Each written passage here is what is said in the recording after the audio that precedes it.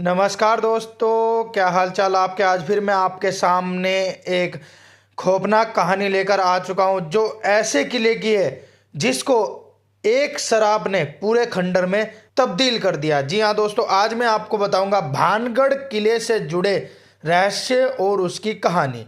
पुराने किलों का मौत, हादसाओं, अतीत और रूहों से अपना एक अलग ही संबंध और संयोग होता है।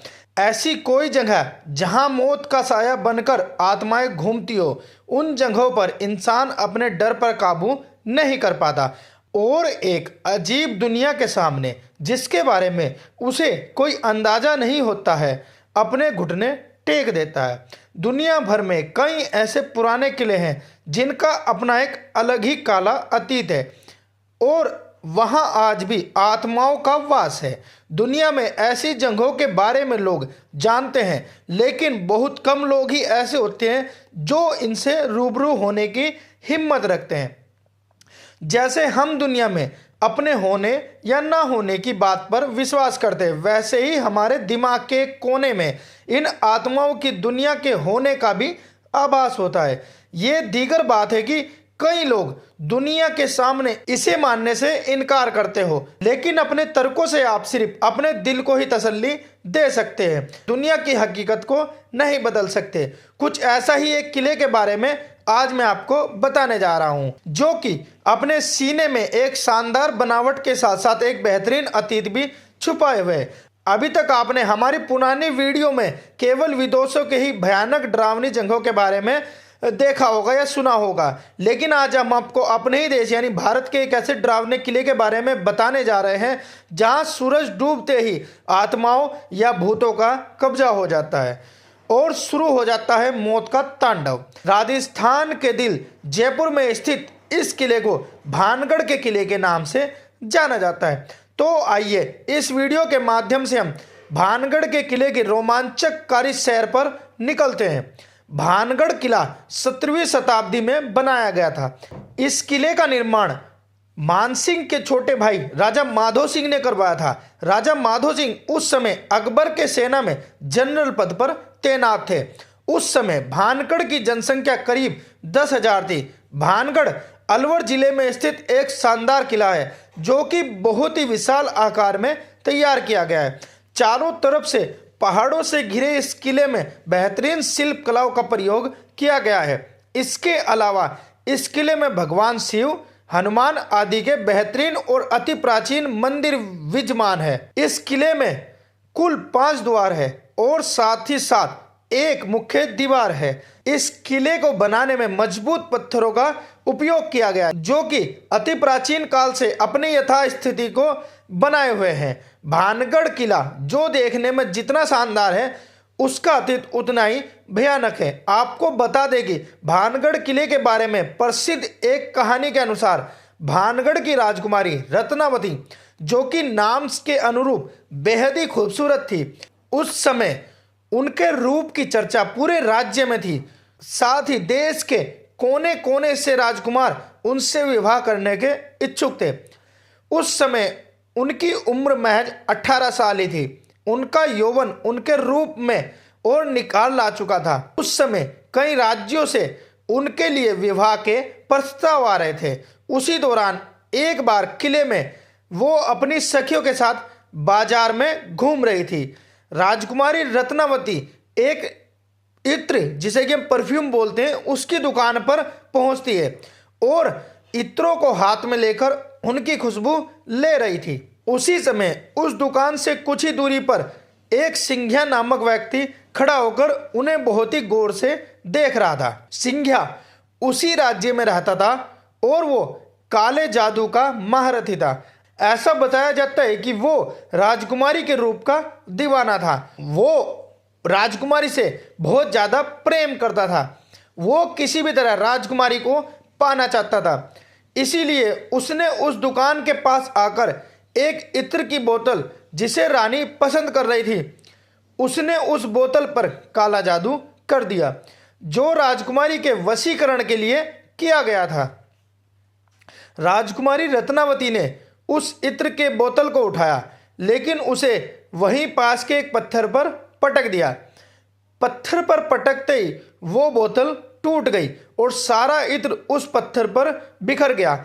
इसके बाद से ही वो पत्थर फिसलते हुए उस तांत्रिक सिंघिया के पीछे चल पड़ा और तांत्रिक को कुचल दिया, जिससे उसकी मौके पर ही मौत हो गई। मरने से पहले तांत्रिक ने साफ दिया कि इस किले में रहने वाले सभी लोग जल्द ही मर जाएंगे और वो दोबारा जन्म नहीं ले सकेंगे और ताउम्र उनकी आत्माएं इस किले में ही भटकती रहेगी। उस तांत्रिक की मौत के कुछ दिनों बाद ही भानगढ़ और अजबगढ़ के बीच युद्ध हुआ, जिसमें किले में रहने वाले सारे लोग मारे गए। यहाँ तक कि राजकुमारी रत्नावती भी उस श्राप से बच नहीं सकी और उनकी मौत भी हो गई।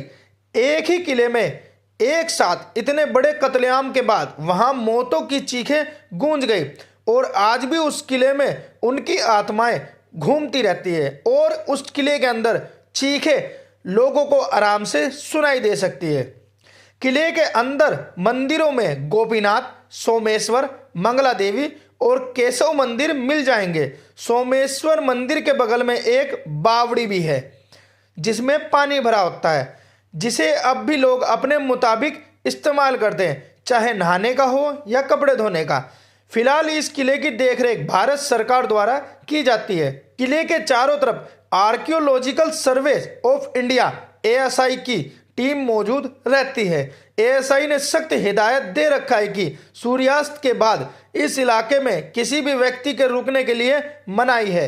इस किले में जो भी सूर्यास्त के बाद गया वो कभी वापस लौटकर नहीं आया। कई बार लोगों को आत्माओं ने परेशान किया, कुछ लोगों को अपनी जान से हाथ धोना पड़ा। किले के आखिरी छोर पर दोहरे अहाते से घिरा 3 मंजिला महल है, लेकिन तीनों मंजिल लगभग पूरी तरह ढेर हो चुकी है। इस किले में कत्लेआम किए गए लोगों की रूहें आज भी भटकती है। कई बार इस समस्या से रूबरू हुआ गया है। एक बार भारतीय सरकार ने अर्धसैनिक बलों की एक टुकड़ी यहां लगाई थी ताकि इस बात की सच्चाई को जाना जा सके, लेकिन वो भी असफल रही। कई सैनिकों ने आत्माओं के इस इलाके में होने की पुष्टि की थी। इस किले में आज भी जब आप अकेले होंगे तो तलवारों की टनकार और लोगों की चीख को महसूस कर सकते हैं। इसके अलावा इस किले के भीतर कमरों में महिलाओं के रोने या फिर चूड़ियों के खनकने की भी आवाज साफ सुनाई दी जा सकती है।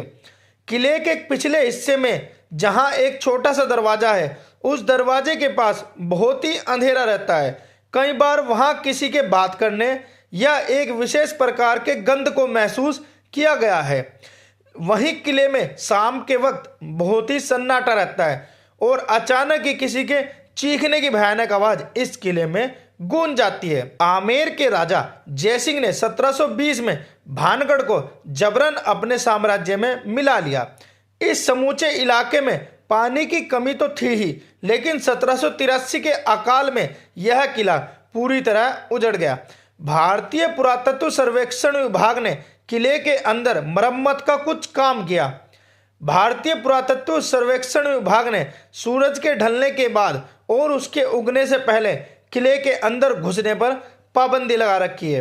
दिन में भी इसके अंदर खामोशी पसरी रहती है, लेकिन निगरानी की व्यवस्था ठीक नहीं होने के कारण इसके बर्बाद होने का खतरा बढ़ता जा रहा है। किले में भारतीय पुरातत्व सर्वेक्षण विभाग का कोई दफ्तर नहीं है। दिन में कोई चौकीदार भी नहीं होता।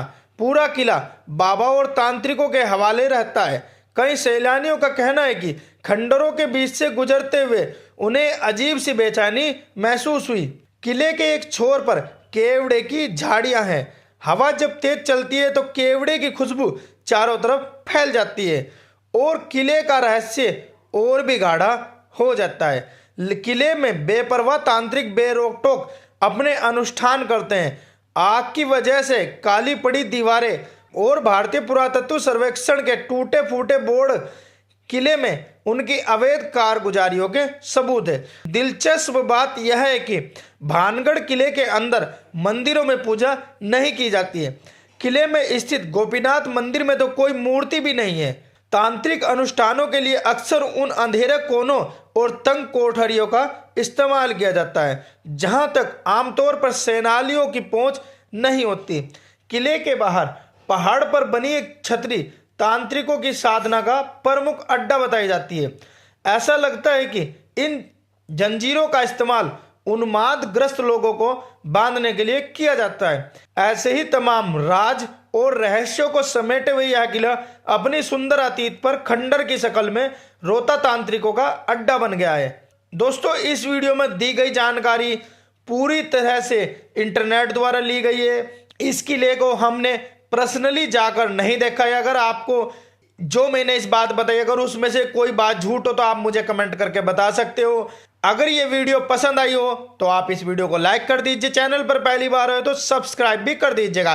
वीडियो अच्छी लगे हो तो कमेंट भी जरूर करके बताइएगा। मिलते हैं फिर आपसे ऐसी किसी खौफनाक कहानी के साथ, तब तक के लिए नमस्कार।